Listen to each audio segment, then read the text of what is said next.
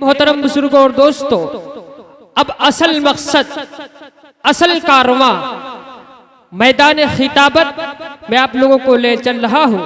उससे कबल सिर्फ एक शेर पढ़ना चाहता हूँ आप लोगों के सामने इस्लाह के लिए। सिर्फ एक शेर कि दिल में लंदन न चीन रखते हैं, दिल में लंदन न चीन रखते हैं, अपने आका का दीन रखते हैं। दिल में लंदन न चीन रखते हैं, अपने आका का दीन रखते हैं। और हमको दुश्मन मिटा नहीं सकता, हमको दुश्मन मिटा नहीं सकता। अरे हम खुदा पर यकीन रखते हैं, हमको दुश्मन मिटा नहीं सकता, हम खुदा पर यकीन रखते हैं। मैं बिला किसी ताखीर इस शेर से इस्तकबाल करता हूँ। जनाब हजरत मौलाना मुफ्ती हिलाल साहब से गुजारिश करता हूँ कि तशरीफ लाएं, अपने मौइज़ हसना से हम सामाईन को मुस्तफीज़ फरमाएं। बिस्मिल्लाहिर्रहमानिर्रहीम। अल्हम्दुलिल्लाह नहमदुहु व नस्तईनुहु व नस्तगफिरुहु व नऊज़ु बिल्लाहि मिन शुरूरि अनफुसिना व मिन सय्यिआति अमालिना। मन यहदिहिल्लाहु फला मुज़िल्ल लहु व मन युज़लिल फला हादिय लहु। वनश्हदु अन ला इलाहा इल्लल्लाह वनश्हदु अन्न सय्यदना व मौलाना व हबीबना व शफीअना मुहम्मदन सल्लल्लाहु अलैहि वसल्लम। क़ू अनफुसकुम व अहलीकुम नारा।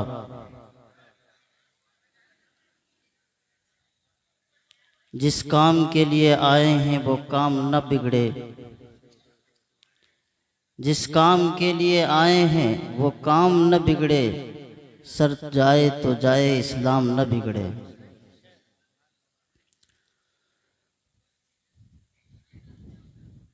हज़रात गिरामी और स्टेज पर रौनक अफरोज़ उलमाए किराम, जहाँ तक मुझे याद है बहुत अरसा पहले एक छोटा सा प्रोग्राम आपके गांव में मस्जिद के पास हुआ था। उसके बाद कारी साहब और गांव वालों की मेहनत से आज ये हमारे सामने पिंडाल सजा है।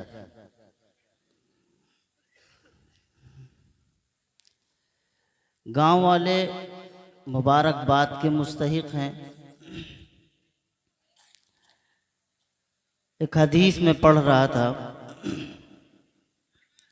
जिसका मतलब ये है कि जब अल्लाह वाले किसी बस्ती से सिर्फ गुजर जाते हैं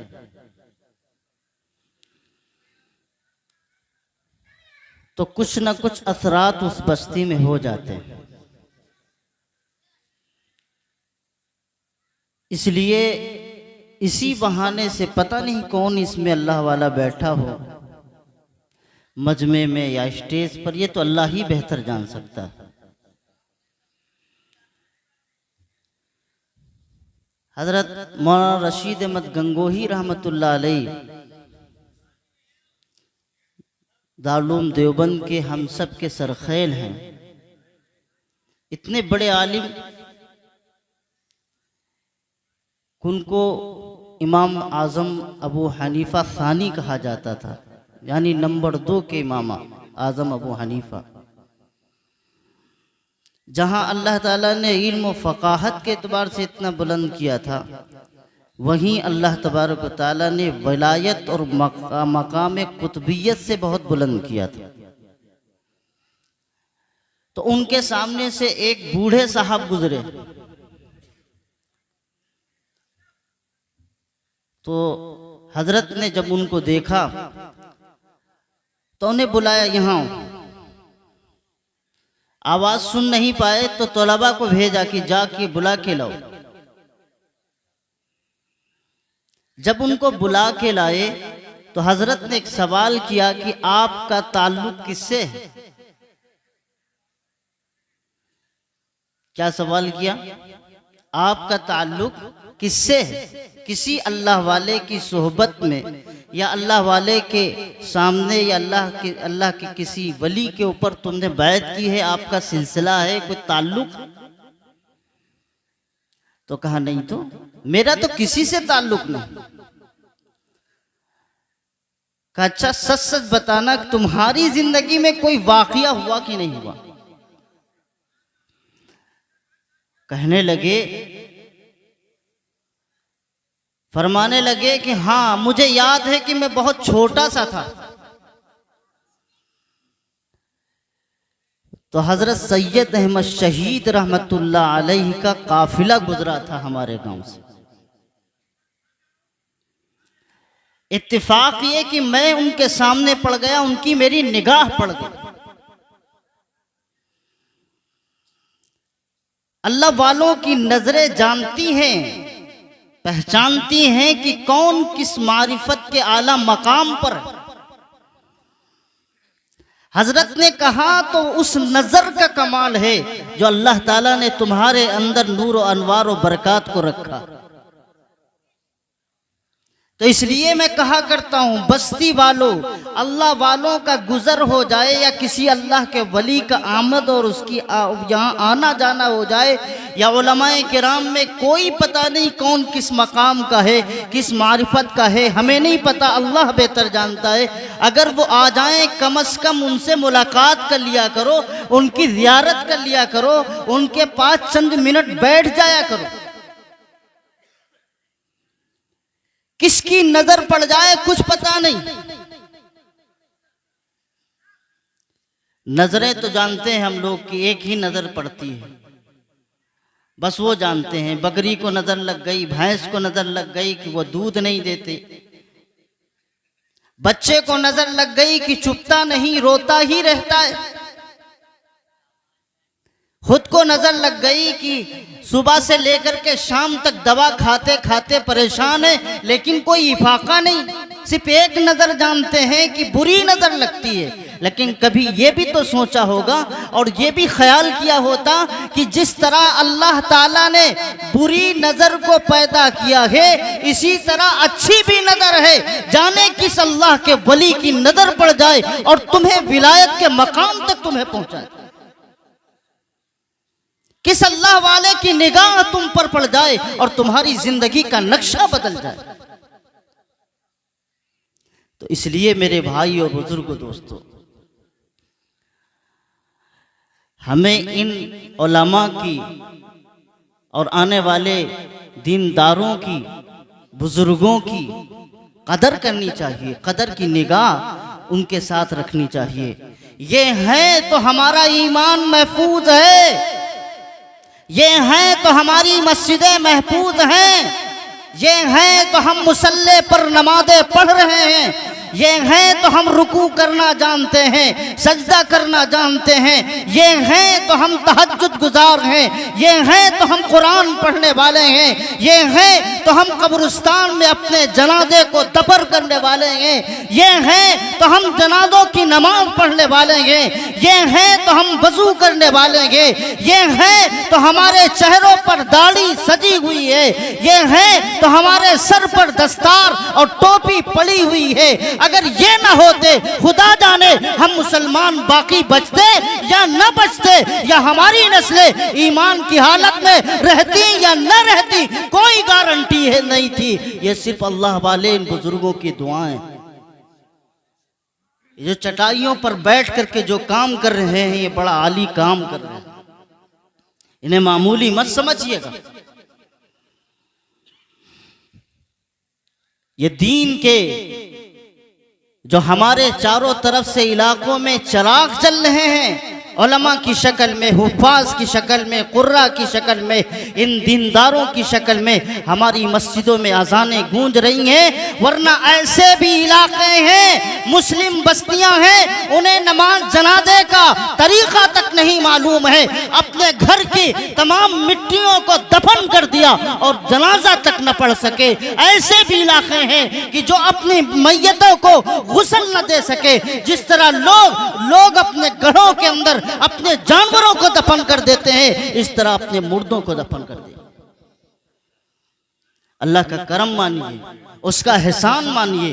कम से कम हम जब जाते हैं तो हम पर जनाजा पढ़ा जाता है, वो बात अलग है। हमने जिंदगी में नमाज ना पढ़ी हो, वो बात अलग है। हमने मस्जिद की तरफ रुख किया हो या ना किया हो, लेकिन आखिरी जब वक्त होता है, अगर 5 किलोमीटर की दूरी पर भी कोई हाफिज आलिम होता है, आता है, जनाजा पढ़ाता है, तुमसे 1 रुपए की उम्मीद नहीं रखता, न मुतालबा करता कि मैं इतना वक्त बर्बाद करके आया हूं, मुझे जनाजे के पैसे दे दो, मैं जनाजा पढ़ाने के लिए आया हूं। एक पैसे का मुतालबा नहीं करता।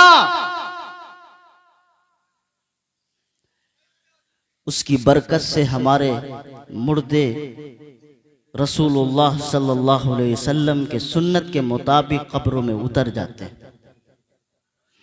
इसे मामूली समझ रहे हैं आप? इस गए गुजरे दौर में जिस मुहिम और जिस मिशन के साथ उलमाए किराम गांव गांव जाकर के मेहनत कर रहे हैं, आपको इसका अंदाजा नहीं है। आपको अंदाजा नहीं है। अगर ये मौलवी हजरात अपने बिस्तरों पर बैठ करके तुम्हारे बच्चों के ईमान की फिक्र न करें, कसम खुदा की जो तहरीकें चल रही हैं, तुम्हारे बच्चों के ईमान भी महफूज नहीं रहेंगे। जिन्हें तुम मुसलमान बना के जा रहे हो, ये कह रहे हो कि मेरी नस्ल मुसलमान होगी, कोई गारंटी नहीं आने वाले वक्त में ये मुसलमान बाकी बचेंगे कि नहीं बचेंगे। ये 24 घंटे तुम्हारी इस फिक्र में हैं, लगे हुए हैं, आगे पीछे दाएं बाएं। तुम गालियां देते हो तो भी बर्दाश्त कर लेते हैं, और तुम अगर कोई बुरा भला कहते हो तो भी बर्दाश्त कर लेते हैं। तुम उलमा की गीबत कर लेते हो तो भी बर्दाश्त कर लेते हैं। तुम गालियां देते हो तो भी बर्दाश्त कर लेते हैं। उलमा नहीं आते तुम्हारे मुकाबले में, न तुमको गालियां देते हैं, न पलट कर वार करते हैं, क्योंकि उन्हें रसूलुल्लाह सल्लल्लाहु अलैहि वसल्लम के हयात तैयबा से सबक मिल चुका है। उनके दुश्मन तो घर वाले भी थे, मक्के वाले भी थे, अरब वाले भी थे। किसी ने गालियां दी, किसी ने पत्थर चलाए, किसी ने ऊंट की ओजड़ी रख दी। कौन सा जुल्म है जो मेरे पैगंबर हजरत मोहम्मद रसूलुल्लाह की जात पर न किया। उलमा भी नबी की सुन्नत को जिंदा करके खामोशी के साथ, सुकून के साथ बैठ जाते हैं। एक ही दिल में बस ये ख्याल रहता है कि इनके बच्चों में, इनके बच्चों में, इनकी नस्लों में कुरान किस तरह पहुंच जाए, इनकी नस्लों में ईमान की हिफाजत किस तरह हो जाए, इनकी नस्लें नमाजी किस तरह बन जाएं, इनकी नस्लें अल्लाह को, अल्लाह के दीन को किस तरह जानने वाली बन जाए, इनकी नस्लें मोहम्मद रसूलुल्लाह की पहचान करने वाली बन जाए, इनकी नस्लें अपने नबी के दीन पर मर मिटने वाली हो जाए, इनके बच्चे अपने नबी के हर एक मिशन पर अपने आप को कुर्बान करने वाले बन जाए, इनके बच्चे आगे चल करके दीन की शमा और दीन की हिदायत की राह बन जाए। यह सिर्फ कोशिश रहती है कि इनके बच्चों के अंदर अल्लाह का वो दीन आ जाए कि ये पूरी दुनिया में इस दीन की रोशनी फैला जाए। और क्या मकसद है? मदरसा कायम तो उसका मकसद अल्लाह का दीन बताना, जलसा हुआ उसका मकसद अल्लाह का दीन बताना। 40 दिन 3 दिन में जमात वाले लेके गए, क्या बता? अल्लाह का दीन बतलाना, अल्लाह का दीन समझाना। है कोई दुनिया में ऐसा मजहब जो आकर के ये बता दे कि उसके मजहब के मानने वाले पैरोकार अपने तमाम भाइयों को, अपनी तमाम बहनों को, एक एक नस्ल को अपने दीन की तालीमात सिखाता भी है, दीन से जोड़ता भी है। कहने को दुनिया में बड़े मजहब हैं, उनके अंदर मजहब की कोई कैदोबंद नहीं। उनको जिस चीज में फायदा आता है उसके सामने अपना सर झुका देते हैं। वो जहां उनको फायदा नजर आता है हाथ जोड़ के खड़े हो जाते हैं। मेरे अल्लाह ताला ने ऐसा प्यारा दीन दिया है कि मेरे भाई हमको बता दिया कि जब नफा का मसला हो या नुकसान का मसला हो, अल्लाह की जात के अलावा कोई पूरा करने वाला नहीं। तो इसलिए मेरे भाई, मैंने शुरू में पढ़ा कू अनफुसकुम वाहलीकुम नारा। सिर्फ ये हमारी जिम्मेदारी नहीं है कि मैं आपको बतलाऊं समझाऊं, बल्कि ये आपकी भी जिम्मेदारी है। अपने आप को जहन्नम से बचाओ और अपने घर वालों को भी जहन्नम से बचाओ। जहन्नम के रास्ते हर तरफ खुले हुए हैं। कोई रास्ता ऐसा नहीं है जिस रास्ते पर जहन्नम के रास्ते, जिस रास्ते पर आपको हर तरह के लोग न मिले जो आपको सीधे जहन्नम रसीद करने वाले हो। मेरे भाई, ये जो देख रहे हैं ना, मेरे पास भी है। हो सकता है आपके पास इससे ज्यादा कीमत वाला हो, क्योंकि नौजवानों में तो लाइन लगी हुई है। खोले पान की दुकान है, पान की दुकान खोले, लेकिन मोबाइल कम से कम 40,000 का चाहिए। पान की दुकान है। अब्बा सुबह से लेकर के शाम तक मजदूरी कर रहे हैं। अब्बा सुबह से लेकर के शाम तक खेत में पसीना बहा रहे हैं। औलादे कहती नहीं, हमको इतना शानदार मोबाइल चाहिए जिसकी 50,000 60,000 कीमत है। कौन कहता है कि आज के मुसलमान गरीब हैं? ये सिर्फ ढोंग है, ढोंग। कौन कहता है गरीब हैं? जिनके पास 10-10 5-5 हजार के मोबाइल हो, जिनके घरों में डिशें चल रही हो, सुबह से लेकर के शाम तक एक महीने में 700-800 रुपए बाकायदा उसका बिल भी पे किया जा रहा हो, आप कहेंगे उन्हें गरीब? गरीब नहीं हो सकते, वो ढोंग कर रहे हैं। बच्चों को पढ़ाने के लिए उनके पास पैसे नहीं है, गरीब हैं। हम कहां से लाएं? मजदूरी मिलती नहीं है, सुबह से शाम तक एमबी खत्म नहीं होती। कहां से लाएंगे हम पैसे मौलवी साहब जो अपने बच्चे पर खर्च करेंगे? कोई जरिया बनाओ, हमारे पास नहीं है। पढ़ाना हो तो पढ़ाओ। क्यों साहब? हम तो गरीब हैं, हम तो गरीब हैं। एक तो नंबर 1 पर इस तरह के लोग न गरीब होते हैं, बल्कि ये गुर्बत का मजाक उड़ाते हैं। ये गुर्बत का मजाक उड़ाते हैं। मैं तो इसीलिए कहा करता हूं कि कल को हमारे शहरों के घर, गांवों के घर कच्चे थे, उनका ईमान सच्चा था, ईमान पक्का था। आज बस्तियां बदल गईं, आज मकानात बदल गए। जो कच्चे घर थे पक्के बन गए। कल को हमारे पास साइकिल भी अगर किसी के घर में होती थी तो यह समझा जाता था ये बड़ा आदमी है। आज तो साइकिल की जगह ही खत्म हो गई, मोटरसाइकिल हो गई। जिनके पास मोटरसाइकिल थी आज उनके पास 4 व्हीलर हो गई। जिनके घर कच्चे थे पक्के हो गए। किसी का 1 मंजिल का मकान बना था तो 2 मंजिल का बन गया, किसी का 3 मंजिल का बन गया। और फिर भी गरीबी के अलावा उनके पास है कुछ नहीं।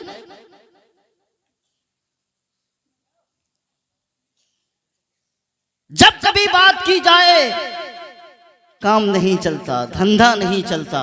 नाक देखनी हो तो इनकी शादियों में नाक देखो। ये गरीब नहीं है तब। और मियां अगर कहीं शादी हो जाए बेटी की, बेटे की, क्या कहना, ये जज बन करके जाते हैं। 150 बराती से कम नहीं होंगे, वरना रिश्ता कैंसिल। ये जज बन करके जाते हैं, कहते हैं, फहरिस्त पेश करते हैं। बस चाहिए कुछ नहीं, बस हमारे मेहमानों की इज्जत कर लीजिए। ये इतने मुहज्जब लोग हैं। मैं तो यही जुमला कहा करता हूं, ये मुहज्जब डकैत हैं, डकैत जो फहरिस्त भी पेश करते हैं, मेनू भी पेश करते हैं, मुर्गा चाहिए, बकरा चाहिए, ये चाहिए, वो चाहिए, और फिर अगर उसके ऊपर पर मसला आ जाए, खड़े खड़े नाश्ता तो करा ही दीजिएगा। शर्म करो मुसलमानों। हमारी तहजीब और हमारी सकाफत और मेरे पैगंबर जनाब मोहम्मदुर रसूलुल्लाह सल्लल्लाहु अलैहि वसल्लम के असहाब को तो देखा होता, मेरे पैगंबर के जानिसारों को तो देखा होता, मेरे पैगंबर हजरत मोहम्मदुर रसूलुल्लाह के उन आशिकों का नाम और उनका काम तो देखा होता। एक दरबार है ईरान का, वक्त का सुपर पावर है, जिसके सामने बड़ी बड़ी ताकतें झुक जाती हैं। एक मेरे पैगंबर हजरत मोहम्मदुर रसूलुल्लाह का सहाबी हुज़ैफा बिन यमान कासिद बन करके जाता है, जिसको हम राजदूत कहते हैं, सफीर कहते हैं। कासिद बन करके, किसका कासिद? मेरे पैगंबर हजरत मोहम्मदुर रसूलुल्लाह का। और खड़ा हो गया दरबान के सामने। दरबान कहता है ईरान के बादशाह और वक्त के सुपर पावर ताकत के बादशाह के दरबार में जाना है तो ये लिबास इस्तेमाल करिए, तब अंदर दाखिला है। कहने लगे अच्छा ये आपके दरबार का उसूल है, मेरे मोहम्मदुर रसूलुल्लाह का उसूल सुन ले। न ये सर की दस्तार हटेगी, न ये सर की दस्तार हटेगी, न ये मेरा लिबास हटेगा, न ये मेरा चेहरा मोहरा हटेगा। जिस तरह रसूलुल्लाह सल्लल्लाहु अलैहि वसल्लम ने हमारी तहजीब हमको सिखाई है, जो चेहरा मोहरा हमको दिया है, जो किरदार हमको दिया है, हम उसी किरदार के साथ अंदर जाएंगे। अगर बादशाह सलामत हमें इजाजत देता है तो ठीक है, नहीं देता तो हम वापस जा रहे। हमें नहीं चाहिए ऐसा दरबार। हमारा क्या हाल होता है? हमारा हाल ये होता है, अगर एसडीएम साहब को बुला लें, विधायक साहब बुला लें, सांसद जी बुला लें, मंत्री जी बुला लें, बीबी से भी कहेंगे देख मेरे चेहरे पे कहीं कील तो नहीं बाकी बची है, कहीं से ऐसा तो नहीं लगता कि मैं तरक्की याफ्ता दौर का आदमी नहीं हूं, देहाती तो नहीं महसूस होता, कंजर तो नहीं लगता, बेकार किस्म का तो नहीं लगता। मेरे हुलिया देख ले, मेरे गर्दन में जो ये फांसी का फंदा टाई है इसे भी देख ले, ये देख ले, वो देख ले। दुनिया की जितनी क्रीमें हैं माशाल्लाह, गली गली शहरों में बेहतरीन शानदार दुकानें खुली हुई है। एक किताब वाला जब किताब बेचता है तो वो तख्त पर बेचता है, लेकिन जो आज के ज़माने में अगर किसी को अपने आप को संवारना है, सुधारना है, लड़की हो या लड़का, नहीं खुले, अरे नहीं खुले, आलीशान दुकानें ऐसी लगी हुई हैं, चेहरा बदलना है, खूबसूरत बनवाना है, दिखाना है खूबसूरत, तो जाइए। औरतों के लिए अलग है, मर्दों के लिए अलग है, बाकायदा एक कारोबार है। और मार्केट में आला तरीन किस्म की ऐसी ऐसी क्रीमें आ गई जिनकी बेपनाह कीमतें हैं। आप लगाइए, काले हैं तो गोरे हो जाइए। सबर करके, सज करके हम जाते हैं, कहीं ऐसा ना हो जाए कि हमारे लिबास, हमारे चेहरे को देख करके सांसद जी का मूड खराब हो जाए, विधायक जी का मूड न खराब हो जाए, वो फुला साहब का मूड न खराब हो जाए। प्रधान जी के पास जा रहे हैं, बुलाया है उन्होंने ना, तो हम सारा निजाम करके जाते हैं। ये मोहम्मदुर रसूलुल्लाह का गुलाम है, मेरे आका हजरत मोहम्मदुर रसूलुल्लाह का ताबेदार है। दरबार के सामने खड़े हुए हैं और कहते हैं दरबान अगर तू चाहता है तो हम इसी लिबास में जाएंगे, जिस तरह उसकी शर्त है इसी तरह हमारी शर्त है, जाएंगे तो उसी लिबास में जिस लिबास को मोहम्मदुर रसूलुल्लाह ने हमें पहनाई।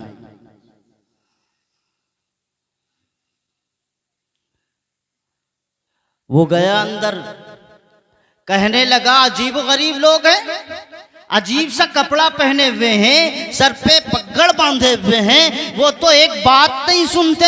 ये तो हमारा दरबार ऐसा है जहां लोग फख्र करना चाहते हैं, लोग आना चाहते हैं और ये सोचते हैं जिंदगी में एक मर्तबा मौका मिल जाए कि दरबार में पहुंच जाए, जिंदगी में एक मर्तबा मिल जाए कि दरबार का शाही लिबास पहन सकें।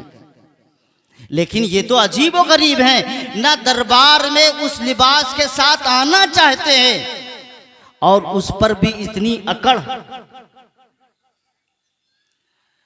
बादशाह सलामत ने कहा ठीक है, जब वो नहीं मानते हैं, जब वो नहीं मानते हैं, आने दो उन्हें, इजाजत दो उन्हें। आ गए, दरबार में खड़े हुए हैं। बादशाह अपने तख्त पर बैठा हुआ, कुर्सी पर बैठा हुआ, सफीर है ना, ये राजदूत हैं। कहा बात करो, तुम्हारे आका मोहम्मदुर रसूलुल्लाह ने तुम्हें किस लिए भेजा है, बात करो। हुज़ैफा बिन यमान मेरे पैगंबर के सहाबी कहते हैं नहीं, मोहम्मदुर रसूलुल्लाह ने हमें सिखाया है बात करेंगे तो उसी तरह जिस तरह हम अगर खड़े हैं तो तुम्हें भी खड़ा होना पड़ेगा, वरना अगर तुम बैठे हो तो हमें भी बैठना होगा और तुम हमारे लिए भी बैठने का इंतजाम करो। जब तक तुम बैठने का इंतजाम नहीं करते उस वक्त तक मोहम्मदुर रसूलुल्लाह की बात नहीं होगी। समझ रहे हो कुछ कि नहीं? कुछ कानों में, कुछ दिमाग में पड़ रहा कि नहीं? अब समझो आगे मैं जिसकी तरफ आपको ले जाना चाहता हूं। रसूलुल्लाह सल्लल्लाहु अलैहि वसल्लम के उन सहाबा के ईमान और उनकी जुरत और गैरत और मेरे पैगंबर हजरत मोहम्मदुर रसूलुल्लाह सल्लल्लाहु अलैहि वसल्लम की मोहब्बत पर 1000 बार कुर्बान। कहा बादशाह ने ठीक है, तुम्हें भी बैठने की हम इंतजाम करते हैं। बात हो गई, दस्तरखान लगा है, प्रधान जी का नहीं, विधायक जी का नहीं, सांसद जी का नहीं, बादशाह है। सुपर पावर कहलाने वाला बादशाह है, अपने आप को कहता है सुपर पावर, अजीम तरीन बादशाह है। और बादशाह का दस्तरखान कितना आला होगा।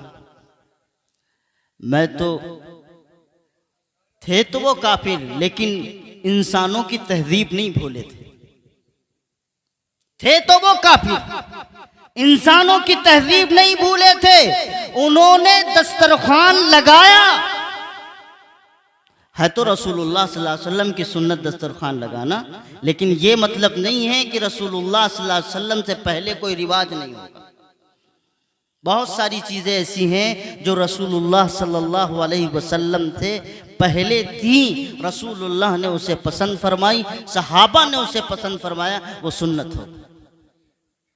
दस्तरखान लग गया, बैठ गए बड़े बड़े वजीर, बड़े बड़े अजीम बादशाह के दोस्त और बड़े बड़े उस वक्त के जो उसकी कैबिनेट के अंदर थे, सब के सब बैठे। शाही दस्तरखान है, कोई मामूली दस्तरखान नहीं है। एक लुकमा गिर जाता है, एक लुकमा गिर जाता है, उसमें चंद चीजें वो उठा करके झाड़ करके साफ करके खा रहे। पड़ोस में बैठे हुए साहबी रसूल ने हाथ मारा, क्या कर रहे हो, किसके दरबार में बैठे हो, तुम्हें अंदाजा भी है सुपर पावर है, ये कहेंगे कि ये भूखे हैं, ये प्यासे हैं। सुनो हजरत हुज़ैफा बिन यमान रज़ियल्लाहु ताला अन्हु का जवाब, और क्या फरमाते हैं हुज़ैफा बिन यमान, अतरकु सुन्नतु रसूलिल्लाहि सल्लल्लाहु अलैहि वसल्लम लिहादिल मका, इन बेवकूफों और कम अक्लों की वजह से क्या मैं अपने प्यारे पैगंबर हजरत मोहम्मदुर रसूलुल्लाह की प्यारी सुन्नत को छोड़ दूं। जो बादशाह वक्त के दरबार में सुन्नत न भूले हो, जो बादशाह वक्त के दरबार में मेरे पैगंबर का किरदार न भूले हो, जो बादशाह वक्त के दरबार में अपने प्यारे पैगंबर को न भूले हो, जिनकी जिंदगी का हर एक एक कदम मोहम्मदुर रसूलुल्लाह सल्लल्लाहु अलैहि वसल्लम की इताअत में गुजरता हो। और आज हम खड़े होकर के खाना खा करके फख्र करते हैं। कम से कम जानवरों की भी हया होती है कि वो अपनी नांद कहते हैं, समझते हैं नांद कि मैं ही खाली अकेला समझता हूँ। नांद में अपना मुंह डाल के नीचे को तो खा लेते हैं, यहाँ तो माशाल्लाह एक तरफ खाते जाओ दूसरी तरफ निकलते जाओ। खड़े होकर के खाना, और उस पर बाकायदा लड़के वालों की तरफ से कभी कभी कहा जाता है कि नहीं, खड़े होकर के स्टैंडिंग खाने का इंतजाम करना है।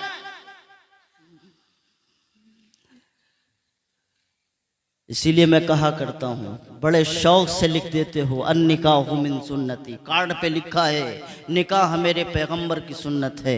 कोई लिखता है वलीमे मसनूना, और यहाँ खड़े खड़े होकर के खाना खाते हो। वो दरबार में रसूलुल्लाह के तरीक़े को न भूले। तुम थोड़ा सा खुशी अल्लाह ने दे दी तो तुम मेरे पैगंबर हज़रत मुहम्मदुर रसूलुल्लाह की निकाह की सुन्नत का नाम लेकर के मेरे पैगंबर की तौहीन करते हो। इसलिए मेरे भाई और बुजुर्गों दोस्तों, अपने निकाह को, अपने मामलात को दुरुस्त करो। कम से कम इंसान बन जाओ, इंसान। खड़े खड़े खाना ये तो जानवरों का काम है, इंसानों का काम है ही नहीं। अगर कोई ये तहजीब समझता है तो कान खोल के सुन ले, मुहम्मदुर रसूलुल्लाह सल्लल्लाहु अलैहि वसल्लम का कोई तरीका, मेरे पैगंबर की कोई सुन्नत ऐसी नहीं है जो इंसानियत के आला मायार पर न। कोई सुन्नत ऐसी नहीं। बताऊं आपको, बच्चा जब पैदा होता है, अगर बच्चा रोया नहीं तो उसे मारा जाता है। अभी 1 घंटा 1.5 घंटा उन्हें ना देखो, वो बेचारे सब खाना खा के तब आएंगे ना, पूरी रात थोड़ी बैठे रहेंगे भूखे। हम भी भूखे ही बैठे हैं। उन्हें जानो दो, जो अपना नज़्म है उनका करने दो। आप हमें देखें, इस वक्त हमसे बेहतरीन खूबसूरत कोई नहीं। मैं क्या कह रहा था? अरे क्या कह रहा था? कुछ याद है आप लोगों को? अरे कुछ याद है? बच्चा जब पैदा होता है तो डॉक्टर लोग क्या कहते हैं, नर्स से कहते हैं इसे मारो। पता है क्यों? कभी किसी सवाल किया है किसी डॉक्टर से? सांस तो ले रहा है, रो नहीं रहा। नहीं रो रहा है, रुलाया जाएगा।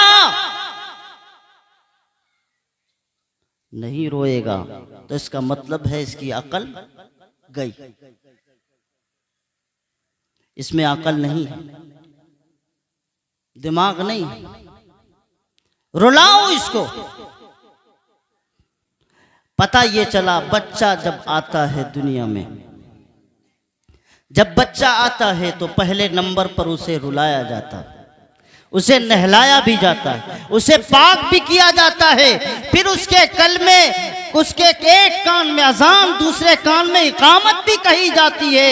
ये 4 दिन 4 मिनट या 4 घंटे के अंदर बच्चा पैदा होता है। उसके एक कान में अजान, एक कान में इकामत, अल्लाहु अकबर की सदा लगाई जाती है। पता है जब तक तुम्हें जिंदा रहना है उस वक्त तक अल्लाह अकबर की सदा बुलंद होती रहेगी, उस पर तुम्हें लब्बैक भी कहना है, मोहम्मदुर रसूलुल्लाह की रिसालत पर यकीन भी रखना है, मोहम्मदुर रसूलुल्लाह सल्लल्लाहु अलैहि वसल्लम की शरीयत भी चलना है, अल्लाह के सामने रोना है, गिड़गिड़ाना है। और एक वक्त आएगा जब तुम्हारा जनाजा उठेगा तब तुम्हारी नमाज पढ़ी जाए। अजान कब हुई है? कब हुई? पैदा हुए तब। इकामत भी हो गई, नमाज का कहाँ मसला? अरे वही तो सलाते जनाजा, दुआ के माने में भी है, ये दुआ है ही असल।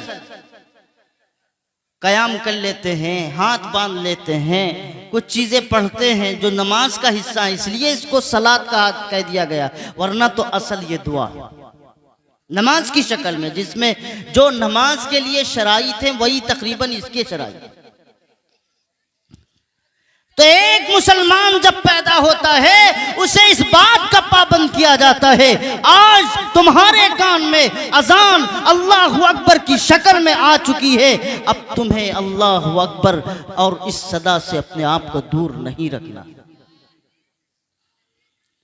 समझ गए कि नहीं?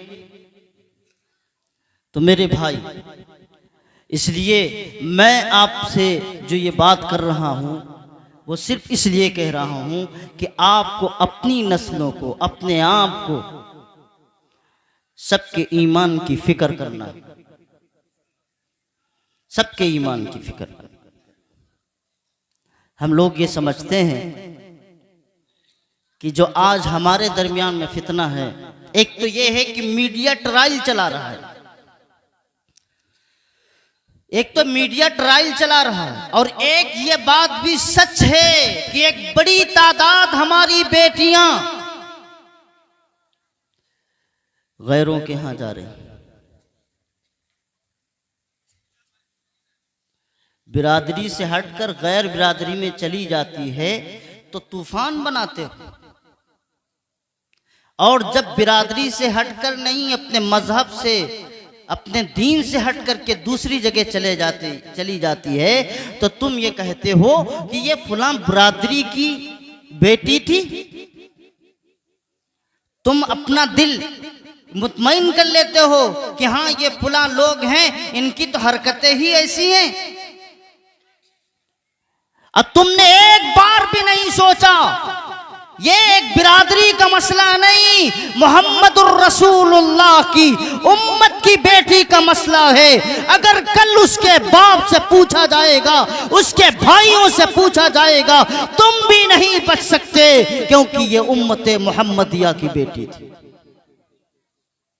क्यों भूल जाते हो? जब आग लगती है तो पूरे गांव के लोग चारों तरफ फैल जाते हैं, कहीं ये आग फैलने न पाए। आग लग चुकी है, इस आग को बुझाना हमारा काम है।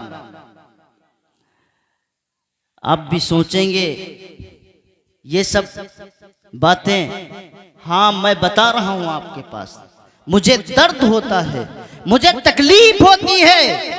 गली गली, गांव गांव की कहानियां बन चुकी हैं। हम किसके सामने कहें, किसके सामने रोए, किसके सामने गिड़गिड़ाए? मुसलमान है कि एक कान से सुनता है, दूसरे कान से निकाल देता है, उसके कानों तक जू तक रेंगती नहीं है। और जब गुनाह का ये आलम है कि सुबह से शाम तक मोबाइलों के जरिए से नंगी तस्वीरें देखना, नंगी वीडियोस देखना, जिना में मुब्तला होना, गुनाहों पर गुनाह करना, सुबह से शाम तक लेकर के जुआ में मुब्तला होना, धोखा देना, झूठ बोलना, अपने बच्चों, अपनी औलादों को हराम खिलाना।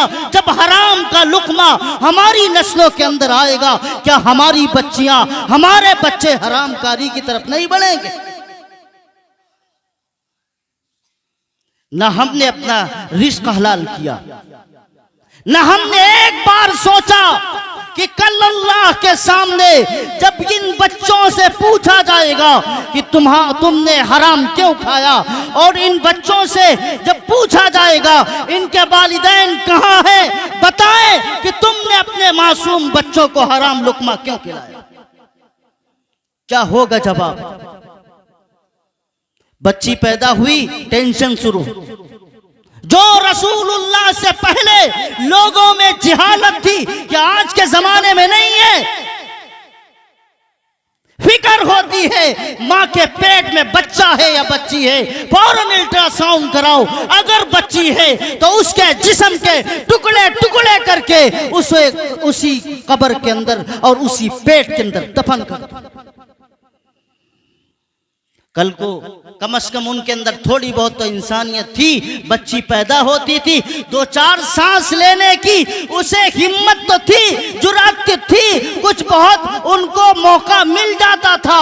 लेकिन आज जालिम माशरा किस अंदाज पर है, किस माहौल पर जा रहा है और क्या कर रहा है। अगर माँ के पेट में बच्ची है तो पहले उसके पैर काटे जाते हैं, उसकी अंगलियां काटी जाती हैं, उसके जिस्म के टुकड़े टुकड़े करके उसे पेट से बाहर निकाला जाता है। कल अगर तेरे सामने ये बच्ची खड़ी होगी और तेरा गिरबान पकड़ के कहेगी, अल्लाह पूछेगा बिअय्यि ज़ंबिन क़ुतिलत, बता मेरे अब्बा, मेरी अम्मा, तू बता कि मुझे किस गुनाह की वजह से कत्ल किया गया। कहने को तो बड़े मुहज्जब हैं हम, बड़े दीनदार, बड़े तक़वे वाले, बड़े सच्चे मुसलमान कि हमसे बड़ा कोई सच्चा मुसलमान नहीं है। किरदार वो है जो उससे पहले वक्त में जालिमों ने नहीं अदा किया था। इसलिए मेरे भाई, अपनी बच्चियों को दीन पढ़ाओ, दीन समझाओ,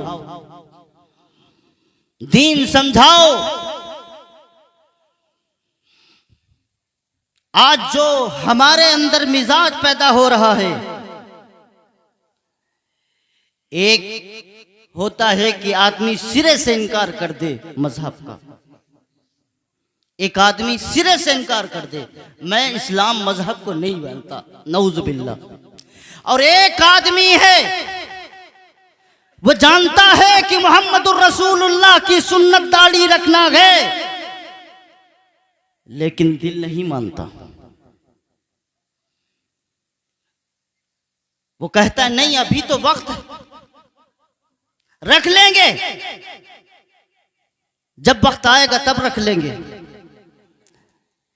मुसलमान माँ और बहनों को मालूम है कि पर्दा फर्द है, लेकिन क्या है, मैं चिल्ला के तकरीर करके नबी की हदीस बयान करके उलमा बयान करके चले जाएंगे, हम और आप ये कहेंगे कि हाँ बड़ी अच्छी तकरीर हुई, लेकिन फिर उसके बाद फिर हमारा क्या अमल होता है। अगर मैं ये कहूं कि रसूलुल्लाह सल्लल्लाहु अलैहि वसल्लम ने अपनी जिंदगी में दाढ़ी पर कभी अस्तुरा नहीं लगवाया, कभी अपने दाढ़ी को, क्या नबी क्या तमाम अंबिया की जमात, और बल्कि उससे बढ़ के कहूं उस वक्त के जमाने के आम मर्दों का यह आलम था कि वो दाढ़ी पे कोई किसी तरह की कैंची नहीं चलाते।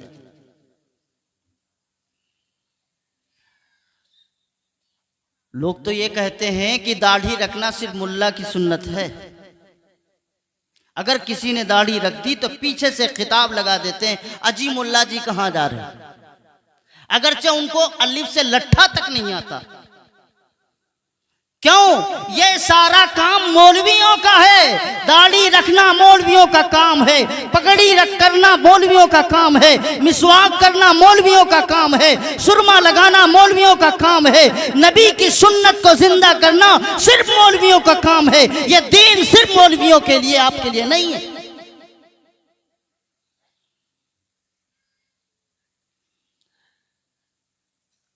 कुर्बानी का मसला जब आता है, क्योंकि उसमें गोश्त खाने को मिल जाता है, तो मौली साहब के पास पूछ लो फोन करके, अजी इसके खुर थोड़ा टेढ़े हैं, कुर्बानी हो जाएगी, इसकी पूंछ थोड़ी लंबी सी है, कुर्बानी हो जाएगी। क्योंकि मसला है खाने का, सिस्टम है। सच बताओ, क्या हमारे दिल के अंदर नबी के दीन की इतनी कदर है? क्या हम अमली तौर पर मेरे पैगंबर हजरत मोहम्मदुर रसूलुल्लाह के हर एक अमल का इनकार नहीं कर रहे?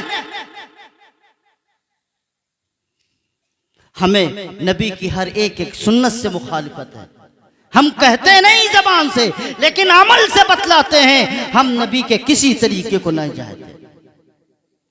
और जब कभी बात आ जाती है, कही जाती है, तो यूं कह देते हैं जी अभी आप जमाना नहीं देख रहे, जमाना कितना तरक्की पे चला गया। ये मौलवी लोग वही पीछे घिसी पिटी बातों पर अमल करते हैं और कौम को उसी पे कराना चाहते हैं, कौम को उसी धारे पे लगाना चाहते हैं। मेरे भाई, रब्बे काबा की कसम, जिस जगह से सूरज कल को निकलता था आज भी निकल रहा है, जिस जगह पे कल को सूरज डूबता था आज भी डूब रहा है। अगर अल्लाह तबारक व तआला ने सितारों की जगमगाहट को बंद नहीं किया, चांद की चांदनी को बंद नहीं किया, सूरज की शुआओं को बंद नहीं किया, सुबह को बंद नहीं किया, शाम को बंद नहीं किया, रिज़्क़ उतारना बंद नहीं किया, चाहे दोस्त हो या काफिर, हर एक के लिए दस्तरखान आम कर दिया।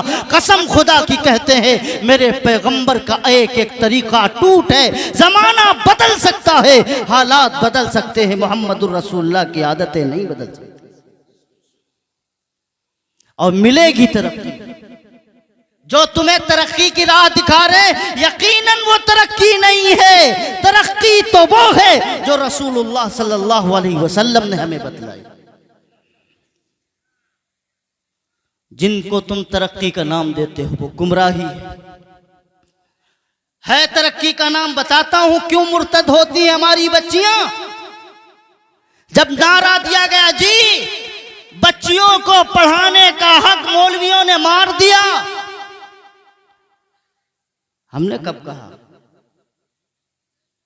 ये समझते हैं ये मौलवी अंग्रेजी तालीम के मुखालिफ हैं। ये समझते हैं कि हम बच्चों को स्कूल न भेजें, अपने बच्चों को इंजीनियर न बनाएं, इन्हीं की तरीके से चंदा खाने वाला मौलवी बना दे। मैंने कब कहा मौलवी बना दो? मेरे आलिम ने कब कहा मौलवी बना दो? उलमा तैयार करना, हाफिज बनाना फर्द किफाया, फर्द आइन नहीं। किसी इलाके में चंद आलिम तैयार हो जाएं बस काफी है। जरूरी नहीं है कि हर घर में कोई आलिम हो और हर घर में कोई हाफिज हो। जिनसे दीन का काम पूरा हो सकता हो, जिस बस्ती में, जिस इलाके में मुसलमान गुनहगार नहीं होंगे, लेकिन अपने नस्लों की ईमान की हिफाजत करना हर मुसलमान मर्द औरत पर फर्ज आइन है। अगर किसी ने उसमें गफलत की, कल अल्लाह के यहां जवाब देना हो। बच्चे को आलिम बनाया नहीं बनाया कोई सवाल नहीं, कारी बनाया कि नहीं बनाया कोई सवाल नहीं। ये जरूर पूछा जाएगा तुम्हारे अपने बच्चे को तुमने मुसलमान बनाया कि नहीं बनाया, दीनदार बनाया कि नहीं बनाया, अपने बच्चे को अल्लाह से ताल्लुक रखने वाला बनाया कि नहीं बनाया। कल अल्लाह के यहाँ इसका सवाल जरूर होगा।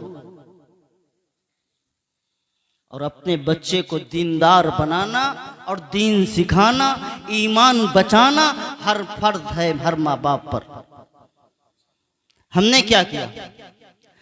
हमने उनकी बात सुनी जिन्होंने ये कहा कहां इन मौलवियों के चक्कर में पड़े। अरे हमने कब को मुखालफत की? हमसे ज्यादा अंग्रेजी जानते हो, हमसे ज्यादा अंग्रेजी। हमारे यहाँ तो अल्लाह का शुक्र है ऐसे ऐसे उलमा पैदा हुए। मौलाना मोहम्मद अली जौहर जो अदालत में भरे जज और वकीलों के सामने एक एक घंटा अंग्रेजी में बहस करता था। हमसे ज्यादा उलमा से ज्यादा अंग्रेजी जानते हो। अरे जिनका मुकाबला ही अंग्रेजों से हो तो क्या उनकी जबान नहीं जानते?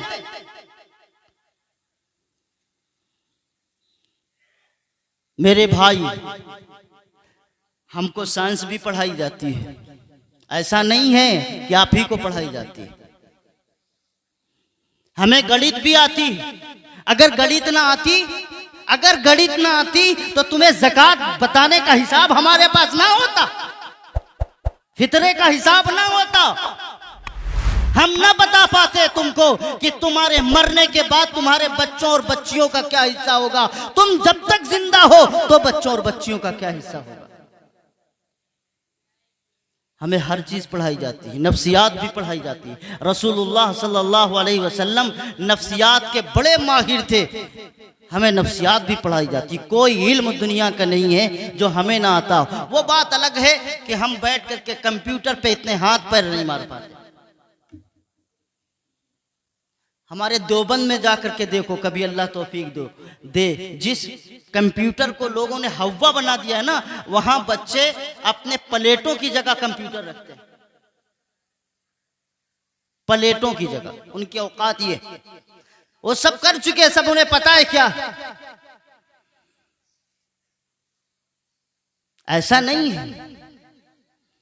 इसलिए मेरे भाई मैं ये कहता हूं कि मैं नहीं कहता कि आप अपने हर बच्चे को आलिम हाफिज बनाओ, लेकिन कम से कम उन्हें दीनदार बनाओ।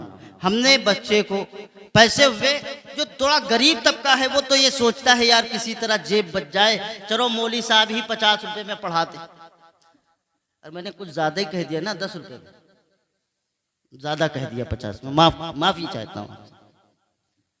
10 रुपए 5 रुपए महीना बस। अगर तुम अपने बंडल को आधे हिस्से में बचा दो तो 300 रुपए मिल जाएंगे मौली साहब को।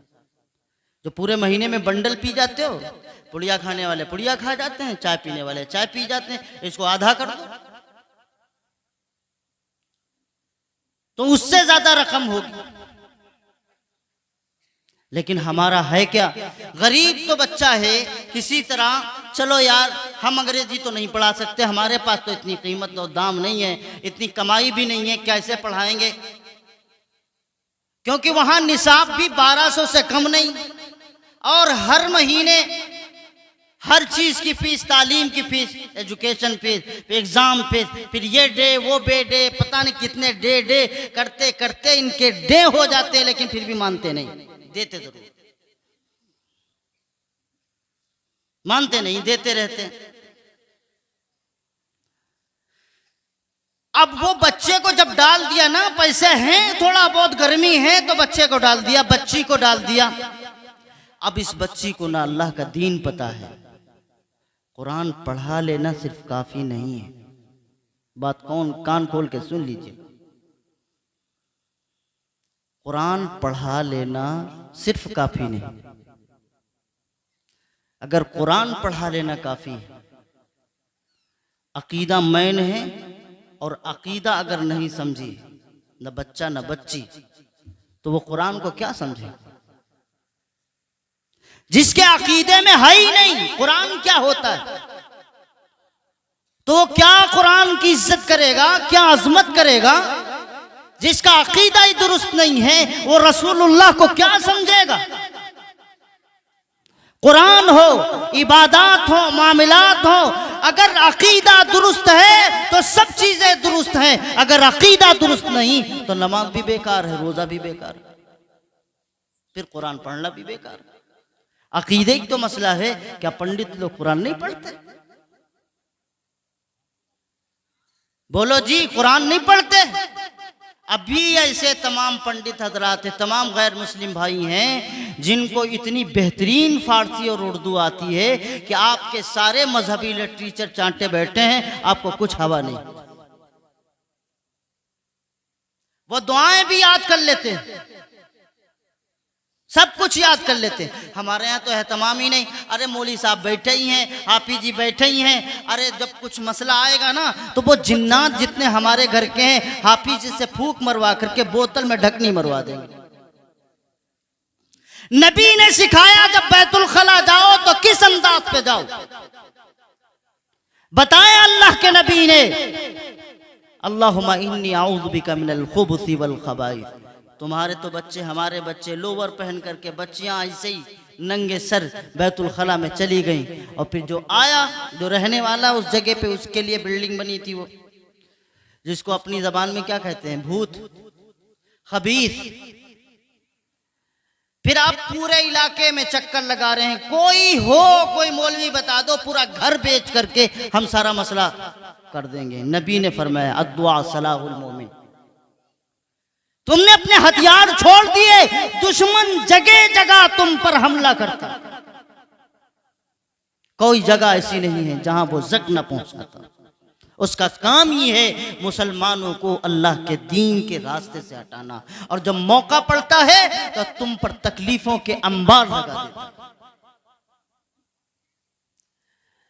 मौलवी साहब बीमारी हो गई, ये हटती नहीं, दवा करते रहो। अभी दवा काम कर रही है, फिर बाद में नहीं करती। अच्छा जी, क्या मसला है? अच्छा, मौलवी साहब भी जानते हैं ये कौम बड़ी बदमाश, ये सिर्फ अपनी जरूरत के वक्त मौलवी साहब को जानते हैं, उसके बाद में कौन क्या है जानते ही नहीं।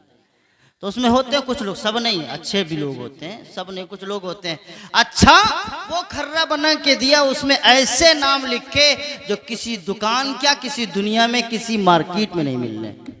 ले जाओ, वो कितने का नुस्खा है? 50,000 का नुस्खा। मौलवी साहब ये सामान मिलेगा कहाँ? अरे भाई जाओ ढूंढो जा करके। 1 महीना चक्कर लगाया और ला करके लिस्ट थमा दी। मौलवी साहब ये सामान तो कहीं नहीं मिलना। अच्छा, नहीं मिलना तो हमें पैसे लाओ, हम मंगा देते।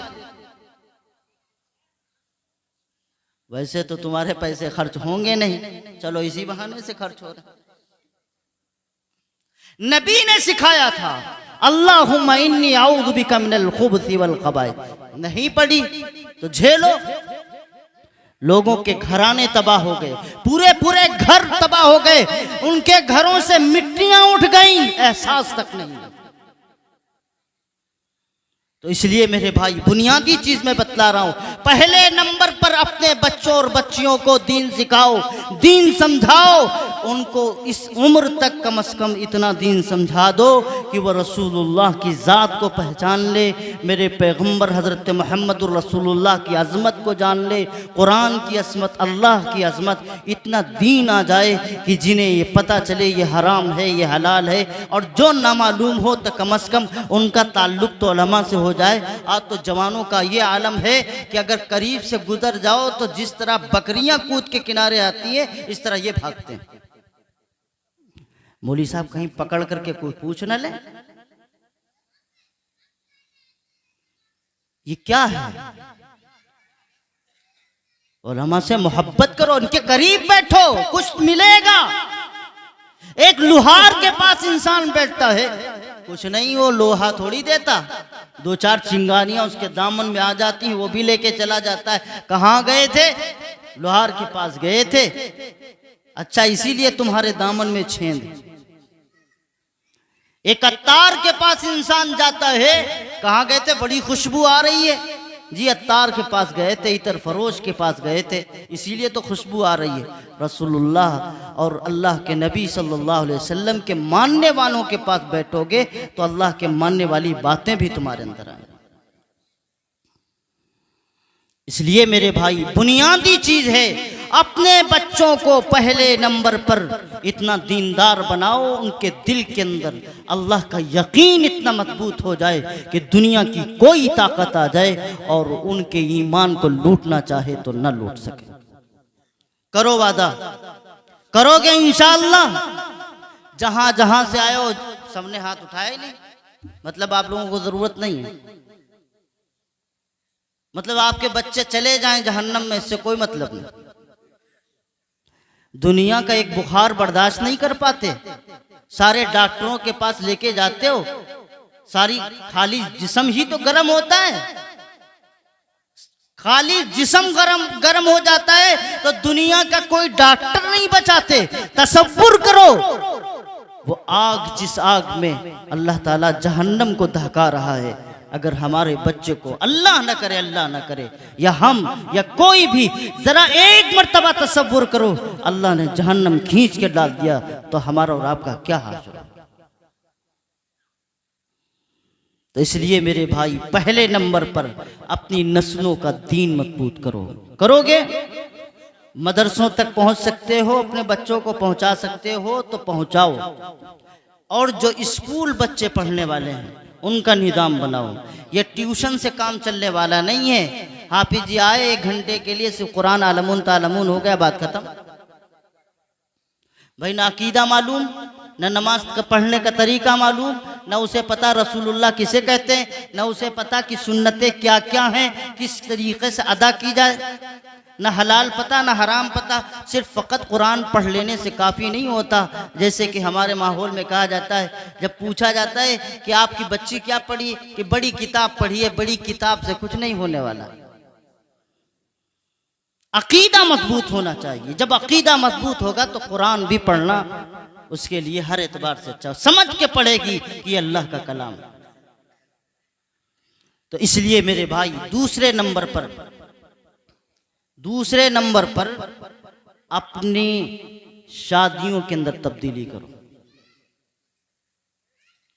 किस चीज में? मैंने पीछे तो बता ही दिया बहुत कुछ, अब और आग समझो। मैं इसलिए कह रहा हूं, जो बच्चियां भाग भाग करके कहीं दूसरी जगह जा रही हैं, उनमें हमारा भी किरदार है। आप इसको समझ रहे हैं कि सब ऐसे ही है? हमारा भी किरदार है। अगर हमारा किरदार न होता तो सच पूछो आज जो हालात,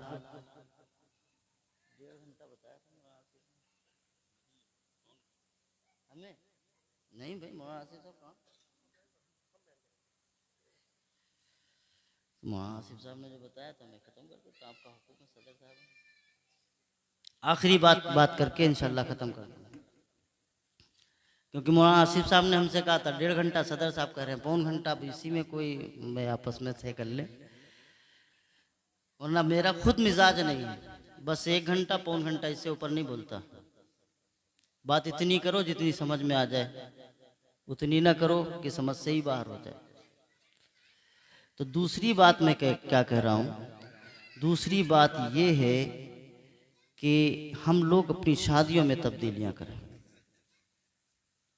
जितनी आप शादियां महंगी करेंगे, हमारी जो गरीब माशरे में बच्चियां हैं, जब उनके रिश्ते बंद होंगे और वो कहीं जाएंगी तो उसके सब जिम्मेदार हम सब होंगे। जितना आसान निकाह का सिस्टम बनाएंगे उतना ही आसान मामला होगा। एक सहाबी हैं हजरत सलमान रजी अल्लाह ताला अन्हु, सुना है ना सलमान फारसी। हजरत अबू दरदा रजी अल्लाह ताला अन्हु से कहा कि वो जो फुला खानदान है ना, उसमें जाकर के फुला लड़की के लिए मेरा पैगाम कहला दो। कितना आसान निकाह है पता है आपको? हजरत सलमान फारसी का पैगाम ले जाने वाले कौन? हजरत अबू दरदा। अंदर गए, खानदान के लोग इकट्ठा थे, पैगाम पहुंचाया हजरत सलमान फारसी का। तो हजरत के पैगाम पहुंचाते वक्त घर वालों ने कहा कि अच्छा, सलमान के साथ तो नहीं कर सकते, अलबत्ता तुम कहो तो तुम्हारे साथ कर दो। ये तो बड़े पशो पेश में, अब क्या करें?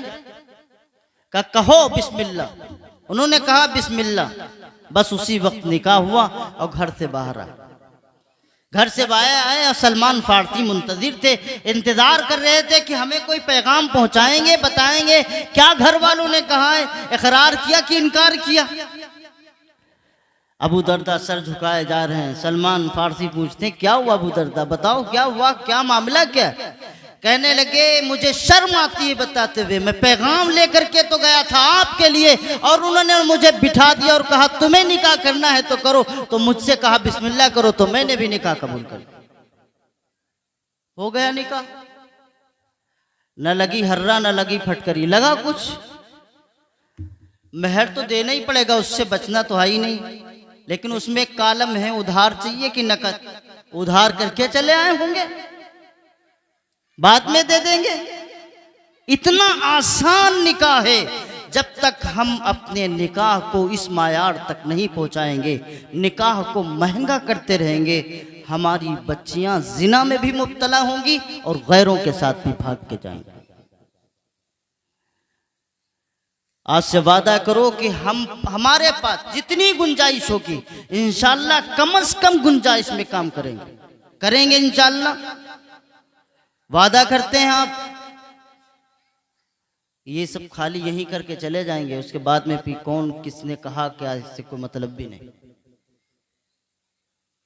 दीन और दुनिया की भलाई गर तुझे मंजूर है, उसका दामन थाम ले जिसका मोहम्मद नाम।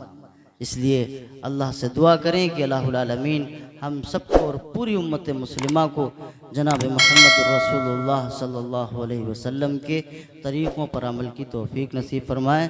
आमीन व आखिर दावाना अनिल हम्दुलिल्लाहि।